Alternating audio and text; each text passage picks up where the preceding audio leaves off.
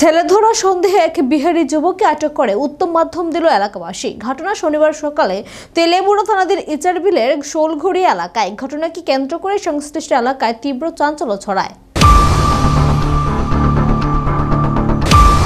শিশু পাচারকারী সন্দেহে বহিরাজ্যের এক যুবককে ধরে গণপিটুনি দিল এলাকাবাসী। ঘটনা শনিবার সকালে তেলিয়ামুড়া থানাধীন ইচারবিলের শোলঘড়ি এলাকায়।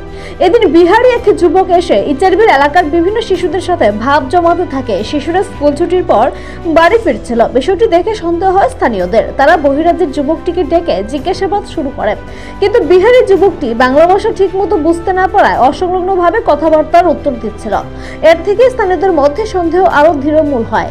স্থানীয়রা আইন হাতে তুলে নিয়ে বেধড়ক মারতে শুরু করে বিহার রাজ্যের যুবকটিকে।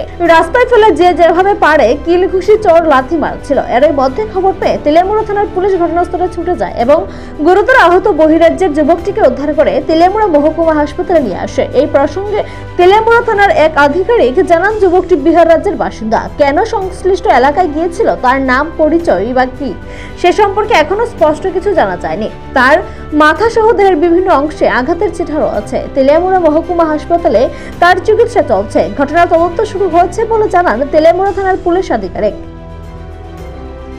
ইসাবিলতে কেন হয়েছে, একটা কলাই ছিল যে বাচ্চা লইয়াকে বেরিয়ে গেছে, তারপরে জনসাধারণ ফিরে ওটা দিচ্ছে আর কি।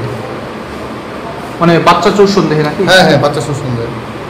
তো কি আপনার প্রাথমিক তদন্ত কীভাবে বুঝতেছে? অন্তত মোটামুটি এত বেশি কোনো এফেক্ট হয়েছে না। মোটামুটি মাথার মধ্যে একটু ব্যথা হয়েছে, এক্সরে হয়েছে, মানে রিপোর্ট যায় বোঝা যায়। মানে আদৌ কি বাচ্চা চোর না?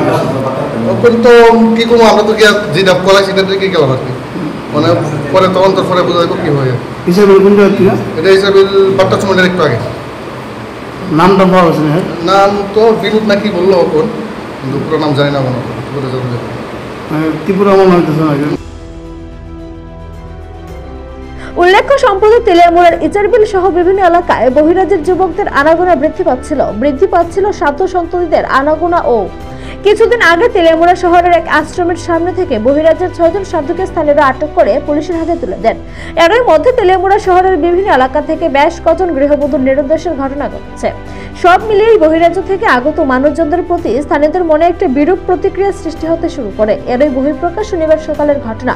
এই ঘটনায় ইচারবিল সহ তেলিয়ামুড়ার বিভিন্ন এলাকায় তীব্র চাঞ্চল্য ছড়িয়ে পড়ে।